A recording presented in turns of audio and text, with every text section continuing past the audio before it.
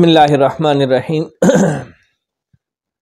دوستان محترم و محتشم، اللہ رب العزت کے فضل و احسان سے نویں پارے کے مضامین کے خلاصے کے لیے بندہ فقیر حاضر خدمت ہے۔ دعا فرمائیں مالک کریم ہم سب کو دین اسلام کی خدمت کرنے کی توفیق عطا فرمائے۔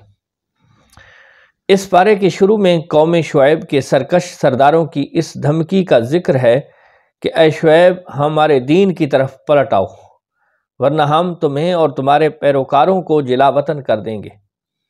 حضرت شعیب علیہ السلام نے اللہ تعالیٰ سے التجا کی، اے اللہ ہماری اور ہماری قوم کے درمیان حق کے ساتھ فیصلہ فرما دے۔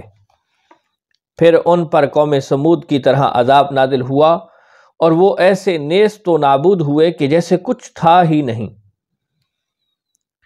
آیت نمبر 94 میں فرمایا کہ نبی کو جھٹلانے کے بعد فوراً اس قوم کو تباہ نہیں کیا گیا، بلکہ پہلے ان کو سختی اور تکلیف بھی، پھر انعام و اکرام سے آزمایا گیا۔ جب ہر حال میں کفر پر ڈٹے رہے تو پھر ان کو تباہ کیا گیا۔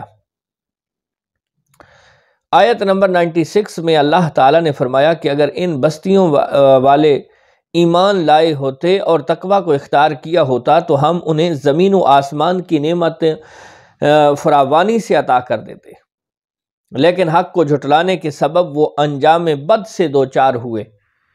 ان بستی والوں کو اس سے بے پرواہ نہیں ہونا چاہیے تھا کہ ان پر ہمارا عذاب رات کو سوتے میں یا دن چڑھے آ سکتا ہے۔ گزشتہ امتوں کے احوال سنا کر رسول اللہ صلی اللہ علیہ وآلہ وسلم کو کفار مکہ کے ایذا رسانیوں پر تسلی دینا اور مشرکین مکہ کو عبرت دلانا مقصود ہے۔ آیت نمبر 103 سے 129 تک حضرت موسیٰ کلیم اللہ علیہ السلام کی بعثت اور فرعون اور اس کے پیروکاروں کا ذکر ہے۔ حضرت موسیٰ علیہ السلام نے ان کو دعوت حق دی اور کہا میں تمہارے پاس واضح نشانیاں لایا ہوں اور بنی اسرائیل کو میرے ساتھ بھیج دو۔ فرعون نے معجزات پیش کرنے کے لیے کہا۔ حضرت موسیٰ علیہ السلام نے اپنا عصا زمین پر ڈالا تو وہ ایک واضح اژدہا بن گیا۔ انہوں نے اپنے ہاتھ گریبان سے نکالا تو وہ دیکھنے والوں کے لیے روشن ہو گیا۔ فرعون کے سرداروں نے حق کو قبول کرنے کے بجائے اسے جادو قرار دیا اور کہا یہ تمہیں اپنے ملک سے نکالنا چاہتا ہے۔ انہوں نے کہا اس معاملے کو ذرا ڈھیل دو اور جادوگروں کو جمع کرو۔ جادوگر آئے اور انہوں نے فرعون سے کہا اگر ہم غالب آ گئے تو ہمارا انعام کیا ہوگا؟ اس نے کہا تم ہمارے مقربین میں سے ہو جاؤ گے۔ جادوگروں نے حضرت موسیٰ علیہ السلام سے کہا کہ آپ پہل کریں گے یا ہم کریں؟ حضرت موسیٰ علیہ السلام نے کہا تم پہل کرو۔ جب جادوگروں نے اپنی رسیاں زمین پر ڈال دیں تو لوگوں کی نگاہوں کو سحر زدہ کر دیا اور انہیں ڈرا دیا، اور انہوں نے کہا یہ تو بڑا جادو لے آئے۔ حضرت اللہ تعالیٰ نے موسیٰ علیہ السلام کو حکم دیا کہ اپنا عصا زمین پر ڈالیں۔ وہ عصا سانپ بنا اور جادوگروں کی چیزوں کو نگلنے لگا۔ اس طرح معجزے کی حقانیت اور جادو کا بطلان ثابت ہوا اور فرعونی رسوا ہوئے۔ جادوگر سجدے میں گر پڑے، اللہ پر ایمان لے آئے۔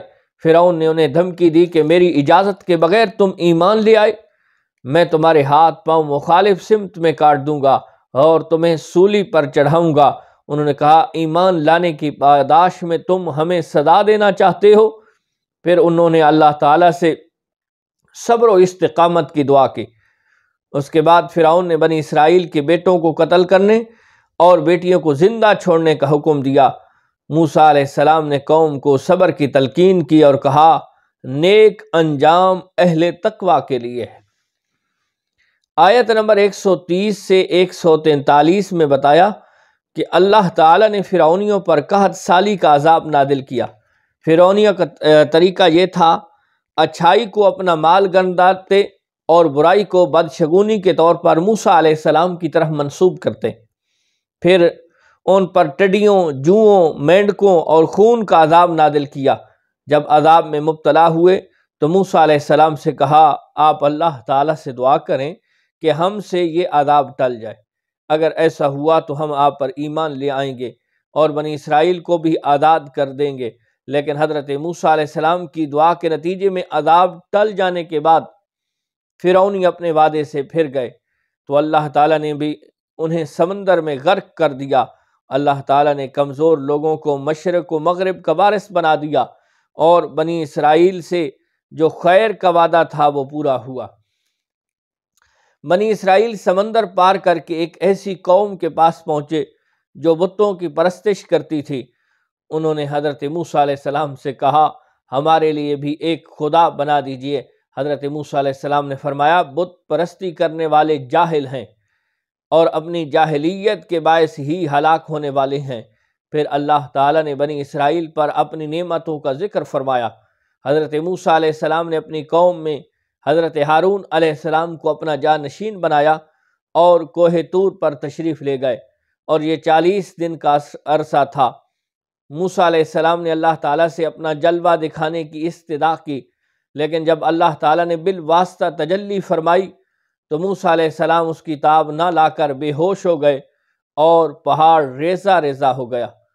آیت نمبر 144 تا 155 میں حضرت موسیٰ علیہ السلام کو رسالت عطا کرنے، کلیم اللہ کا منصب عطا کرنے اور تورات عطا کرنے کا ذکر ہے۔ آگے چل کر بتایا کہ متکبر آیات الہی سے اعراض کریں گے، اور جو لوگ اللہ تعالیٰ کی آیات اور قیامت کو جھٹلاتے ہیں ان کے اعمال باطل ہیں۔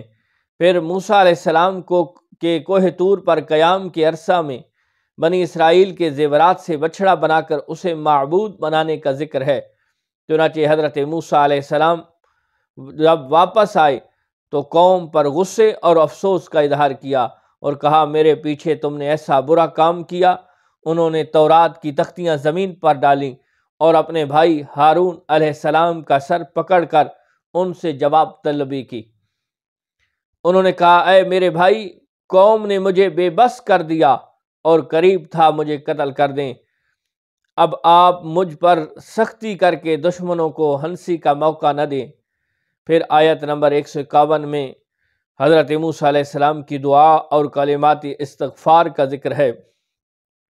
آگے چل کر بتایا کہ غصہ ٹھنڈا ہونے پر حضرت موسیٰ علیہ السلام نے تورات کی تختیوں کو اٹھایا، جن کی تحریر میں اللہ تعالیٰ سے ڈرنے والوں کے لیے ہدایت اور رحمت کی نوید تھی۔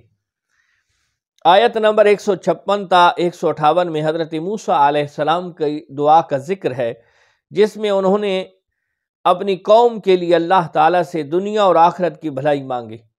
اللہ تعالیٰ نے فرمایا کہ یہ کامل نعمت میں ان لوگوں کو عطا کروں گا جو ایمان کے ساتھ تقوی اختیار کریں گے، زکوٰۃ دیں گے اور اس عظیم رسول نبی امی کی پیروی کریں گے جس کا ذکر وہ اپنے پاس تورات اور انجیل میں لکھا ہوا پاتے ہیں، اور یہ نبی ان کو نیکی کا حکم دے گا اور برائی سے روکے گا اور پاکیزہ چیزوں کو ان کے لیے حلال کرے گا اور ناپاک چیزوں کو حرام کرے گا، بدعمالیوں کا بوجھ اور ان کے گلوں میں پڑے ہوئے طوق اتار دے گا۔ جو لوگ ان پر ایمان لائے، ان کی تعظیم اور نصرت کی اور اس نور ہدایت کی پیروی کی جو ان کے ساتھ نازل کیا گیا ہے، وہی فلاح پانے والے ہیں۔ اس کے بعد رسول اللہ صلی اللہ علیہ وآلہ وسلم کی رسالت عامہ کا ذکر ہے کہ آپ کی رسالت کسی قوم سے مخصوص ہے، نہ خاص زمانے تک محدود، بلکہ جس طرح اس کے بھیجنے والے کی حکومت و سروری عالمگیر ہے، اسی طرح رسول اللہ صلی اللہ علیہ وآلہ وسلم کی رسالت بھی جہانگیر ہے۔ آیت نمبر 160 سے موسیٰ علیہ السلام کے پتھر پر ضرب سے ان کی قوم کے 12 قبیلے کے لیے 12 چشمے جاری ہونے کے معجزے، بادل کے سایہ کرنے اور من اور سلوہ کے اتارنے کا بیان ہے۔ اس کے بعد اس امر کا بیان ہے کہ بنی اسرائیل کو حکم ہوا کہ معافی مانگتے اور سجدہ کرتے ہوئے بیت المقدس میں داخل ہو جاؤ، مگر انہوں نے اس مسئلے میں بھی تحریف کی۔ مزید بتایا کہ سمندر کے کنارے ایلا نامی بستی میں انہیں ہفتے کے دن مچھلیوں کے شکار سے منع کیا گیا، مگر انہوں نے اللہ تعالیٰ کے حکم کی نافرمانی کی، سوائے ایک گروہ کے۔ بنی اسرائیل کی ان نافرمانیوں کے باعث ان کی صورتوں کو مسخ کر کے بندر بنا دیا گیا۔ آیت نمبر 168، 167 اور 168 میں یہود کے برے اعمال کے سبب ان کی جمعیت کے منتشر ہونے اور ان پر جابر لوگوں کے مسلط ہونے کا ذکر ہے۔ بعد والی آیت میں ان کے برے جانشینوں کا ذکر ہے جو رشوت لے کر اللہ تعالیٰ کی آیات میں رد و بدل کر دیتے تھے، اور ان سب برائیوں کے باوجود اس مغالطے اور خود فریبی کا شکار تھے کہ وہ بخشے جائیں گے۔ اللہ تعالیٰ نے فرمایا کہ آخرت کا گھر صرف متقین اور اللہ کے فرما بردار بندوں کے لیے ہے۔ آیت نمبر 172 میں اس امر کا بیان ہے کہ اللہ تعالیٰ نے بنی آدم کی ارواح کو جمع کیا اور ان سے اپنی ربوبیت کا اقرار کروایا، اور اس اقرار کو عہد الست سے تعبیر کیا جاتا ہے۔ آیت نمبر 175 میں ذکر شخص کے مصداق پر اختلاف ہے۔ بعض نے اسے بلعم ابن باعور، بعض نے امیہ بن الصلت اور بعض نے ابو عامر فاسق قرار دیا ہے۔ ان تینوں میں ایک برائی حسد قدر مشترک ہے۔ یہ سب علم اور زہد اور ریاضت والے لوگ تھے، لیکن بلعم بن باعور حضرت موسیٰ علیہ السلام سے حسد کی وجہ سے، اور امیہ بن الصلت اور ابو عامر بن سیفی سرکار کریم علیہ السلام سے حسد کی وجہ سے کفر اختیار کر کے رائے حق سے منحرف ہو گئے۔ آیت نمبر 179 میں اللہ تعالیٰ کی نعمت عقل کو قبول ہدایت کے لیے استعمال نہ کرنے والوں کو چوپایوں سے بدتر قرار دیتے ہوئے فرمایا، ان کے دل ہیں مگر وہ حق کے دلائل کو سمجھتے نہیں، ان کی آنکھیں ہیں مگر وہ آیات الہی کو دیکھتے نہیں، اور ان کے کان ہیں مگر وہ دعوت حق سنتے نہیں۔ آیت نمبر 180 میں اللہ تعالیٰ کو اسماء حسنہ کے ساتھ پکارنے کا ذکر ہے۔ آیت نمبر 183 میں اللہ تعالیٰ کے مہلت دینے اور خفیہ تدبیر کا بیان ہے۔ آیت نمبر 186 تا 188 میں منکرین کے قیامت کے بارے میں پوچھنے اور قیامت کے اچانک آنے کا ذکر ہے۔ رسول اللہ صلی اللہ علیہ وآلہ وسلم کو بارگاہ الوہیت میں عجز و نیاز کی تعلیم دیتے ہوئے فرمایا کہ کہو میں اپنی ذات کے لیے خود سے کسی نفع و نقصان کا مالک نہیں مگر جو اللہ چاہے، اور اگر میں اپنی ذات سے غیب کو جانتا تو میں از خود خیر کثیر جمع کر لیتا اور مجھے کوئی تکلیف نہ پہنچتی۔ یعنی غیب کی علوم اور ساری نعمتیں رب ہی کی عطا سے ہیں، اور کبھی کوئی تکلیف پہنچے تو اسی کی قدر سے پہنچتی ہے۔ آیت نمبر 189 اور 190 میں بتایا کہ تمام بنی آدم کو ایک جان حضرت آدم علیہ السلام سے پیدا کیا اور اسی کا جوڑا بھی بنایا تاکہ وہ اس سے سکون حاصل کریں، اور جب بیوی امید سے ہو تو میاں بیوی تندرست لڑکے کی دعا کرتے ہیں اور شکر ادا کرنے کا اقرار کرتے ہیں، لیکن جب اللہ تعالیٰ ان کو عطا کرتا ہے تو یہ لوگ اس کے ساتھ شریک بنا لیتے ہیں۔ اس کے بعد والی آیتوں میں کفار کے معبودان باطل کی عجز، کمزوریوں اور احتیاج کا ذکر ہے۔ آیت نمبر 194 سے مشرکوں کے معبودان باطلہ کے بارے میں بتایا کہ وہ تمہاری ہی طرح مخلوق ہیں اور آنکھ، کان، ہاتھ اور پاؤں کی نعمت سے بھی محروم ہیں، یعنی وہ خود ہی عاجز و بے بس ہیں اور کسی کو نفع یا نقصان پہنچانے پر قادر نہیں ہیں۔ یہ چیزیں اللہ تعالیٰ کے اختیار میں ہیں۔ آیت نمبر 199 میں اخلاق حسنہ کی جامع ترین تعریف ہے۔ اللہ تعالیٰ نے سرکار دو عالم علیہ السلام سے فرمایا کہ جو قصوروار معذرت طلب کرتے ہوئے آپ کے پاس آئے تو اسے معاف کر دیجئے، اچھی باتوں اور نیک کاموں کا حکم دیجئے، اور ناسمجھ لوگوں سے الجھنے کے بجائے رخ انور پھیر لیجئے۔ اگر شیطان وسوسہ اندازی کرے تو اعوذ باللہ پڑھیے، اللہ کے ذکر سے شیطان کے شر سے پناہ حاصل ہو جائے گی۔ سورۃ الاعراف کے آخر میں آیت نمبر 204 میں ہے کہ جب قرآن پڑھا جائے تو غور سے سنو اور خاموش رہو تاکہ تم پر رحم کیا جائے، اور اپنے رب کو صبح شام خوف اور عاجزی کے ساتھ پست آواز میں دل میں یاد کرو اور غافلوں میں سے نہ ہو جاؤ۔ آخری آیت میں فرشتوں کی صفات کا ذکر فرمایا کہ وہ اللہ تعالیٰ کی عبادت سے تکبر نہیں کرتے، تسبیح بیان کرتے ہیں اور اللہ کی بارگاہ میں سجدہ ریز ہوتے ہیں۔ اس سے مستفاد یہ ہے کہ انسان جو مسجود ملائک ہے اسے بطریق اولا یہ کام کرنے چاہیے۔ آگے سورۃ الانفال شروع ہو رہی ہے۔ سورۃ الانفال مدنی سورت ہے، ترتیب مصحف کے اعتبار سے 8ویں، جبکہ ترتیب نزول کے اعتبار سے 88 نمبر سورت ہے۔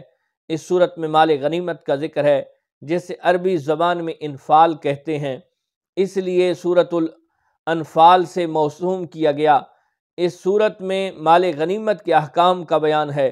اتحاد، اتفاق، مسلمانوں کا غزوہ بدر کے لیے نکلنے، قلت تعداد کے باوجود اللہ تعالیٰ کی تائید و نصرت سے کامیابی، دشمن کے خلاف جہاد کی تیاری، دین کی بنا پر ایک دوسرے کی مدد کرنے، معرکہ بدر میں دونوں جمعیتوں کے قتال کی کیفیت، مسلمانوں اور کافروں کے درمیان معاہدے کے احکام اور دارالحرب میں رہنے والے مسلمانوں کے احکام کا بیان ہے۔ انفال مطلقاً مال غنیمت کو بھی کہتے ہیں، اور کسی مجاہد کو غیر معمولی کارکردگی کی وجہ سے دوسرے مجاہدین کے مقابلے میں کچھ زائد دیا جائے تو اسے بھی نفل یا انفال کہتے ہیں۔ انفال اللہ اور رسول کے حکم کے تابع ہے، جس کو جتنا چاہیں عطا کر دیں۔ سورۃ الانفال کی آیت نمبر 2 سے کامل مومنی کی یہ صفات بیان کی ہیں۔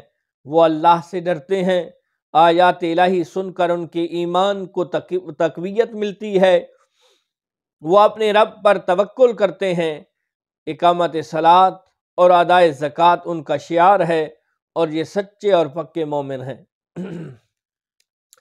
آیت نمبر 5 میں فرمایا کہ کچھ لوگ جہاد کے لیے دل و جان سے آمادہ نہ تھے، اور مجاہدین کی خواہش تھی کہ ابو جہل کی قیادت میں مشرکین مکہ کے مسلح و منظم لشکر کے بجائے ابو سفیان کے تجارتی قافلے سے ٹکراؤ ہو جائے۔ اللہ تعالیٰ نے مشرکین مکہ سے تصادم کو مقدر فرمایا تاکہ حق کی حقانیت اور غلبہ ثابت ہو جائے۔ سورۃ الانفال کی آیت نمبر 9 سے 24 تک کے اندر بیان ہے کہ اللہ تعالیٰ نے بدر میں مجاہدین کے اطمینان قلب کے لیے اور فتح کی بشارت کے طور پر فرشتے نصرت کے لیے بھیجے۔ میدان بدر میں سخت زمین اور پانی کے چشمے کفار کے پاس تھے، اور نرم زمین جس پر چلنا دشوار ہوتا ہے مسلمانوں کے پاس تھی، اور پانی کی بھی قلت تھی، جس کی وجہ سے مسلمانوں کے دلوں میں طرح طرح کے توہمات پیدا ہوتے تھے۔ اللہ تعالیٰ نے بارش برتائی اور مسلمانوں نے وافر پانی جمع کر لیا، اور ان کی شرعی اور طبعی ضروریات بھی پوری ہوئیں، اور دلوں کو بھی اطمینان ملا۔ اللہ تعالیٰ نے میدان جہاد میں پسپائی اختیار کرنے والوں کو اپنے غضب کا حقدار ٹھہرایا۔ میدان بدر میں رسول اللہ صلی اللہ علیہ وآلہ وسلم نے مٹھی میں ریت لے کر کافروں کی جانب پھینکی اور فرمایا کہ یہ لوگ رسوا ہو جائیں۔ یہ ریت ان کی آنکھوں میں جا پڑی۔ اللہ تعالیٰ نے فرمایا، اے رسول، وہ خاک آپ نے نہیں پھینکی جس وقت کہ آپ نے پھینکی تھی، لیکن در حقیقت وہ اللہ تعالیٰ نے پھینکی تھی۔ اللہ تعالیٰ نے بدر کو فیصلہ کن جنگ قرار دیا اور مسلمانوں سے فرمایا، اے ایمان والو، اللہ تعالیٰ اور اس کے رسول کے بلانے پر فوراً حاضر ہو جب رسول تمہیں اس چیز کی طرف بلائیں جو تمہارے لیے حیات آفریں ہے۔ آیت نمبر 25 میں فرمایا کہ یہ مت سمجھنا کہ ظالموں کے فتنے کا وبال صرف ان لوگوں تک محدود رہے گا۔ اگر امر بالمعروف اور نہی عن المنکر کا عمل رک گیا تو اس کے اثرات باقی معاشرے کو بھگتنا ہوں گے۔ آیت نمبر 26 میں ہجرت سے پہلے مسلمانوں کی بے بسی اور بعد میں اللہ تعالیٰ کی مدد سے مضبوط ہونے اور اس نعمت پر اللہ تعالیٰ کا شکر ادا کرنے کا بیان ہے۔ مزید فرمایا کہ اللہ تعالیٰ اور رسول سے خیانت نہ کرو اور اپنی امانتوں میں بھی خیانت نہ کرو۔ سورۃ الانفال آیت نمبر 30 میں ہجرت کے موقع پر مشرکین مکہ نے اپنی پارلیمنٹ میں رسول اللہ صلی اللہ علیہ وآلہ وسلم کے بارے میں جو مشاورت کی اس کے احوال بیان کرتے ہوئے فرمایا، اور اس وقت کو یاد کیجئے جب کافر آپ کے خلاف سازش کر رہے تھے تاکہ آپ کو قید کریں یا معاذ اللہ قتل کریں یا جلا وطن کریں۔ وہ اپنی سازش میں لگے ہوئے تھے اور اللہ تعالیٰ خفیہ تدبیر فرما رہا تھا، اور اللہ تعالیٰ بہترین تدبیر فرمانے والا ہے۔ آیت نمبر 32 تا 35 میں بیان فرمایا کہ کفار مکہ اپنی سرکشی کی وجہ سے اس طرح کے مطالبات کرتے تھے کہ اگر آپ کے پاس یہ قرآن حق ہے تو اللہ تعالیٰ سے دعا کیجئے کہ ہم پر آسمان سے پتھر برسائے یا ہمیں دردناک عذاب دے، مگر اللہ تعالیٰ نے فرمایا اور جب کہ آپ ان میں موجود ہیں اللہ ان کو عذاب استیصال نہیں دے گا، اور جب تک وہ استغفار کر رہے ہوں تو پھر بھی اللہ تعالیٰ ان کو عذاب نہیں دے گا۔ پھر فرمایا بیت اللہ کے پاس مشرکوں کی نماز سیٹیاں اور تالیاں بجانے کی صورت میں تھی، اور آگے چل کر مقصد جہاد بیان فرمایا، اور ان سے جنگ کرتے ہوئے رہو حتیٰ کہ کفر کا غلبہ نہ رہے اور